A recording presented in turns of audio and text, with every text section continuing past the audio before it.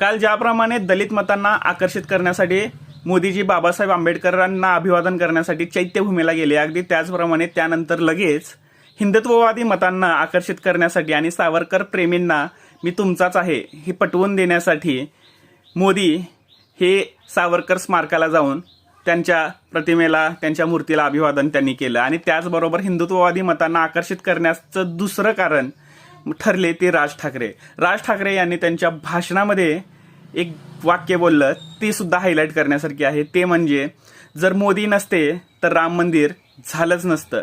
हे वाक्य हिंदुत्ववादी मतांना पुरतं आकर्षित करून जातं. आणि त्याचबरोबर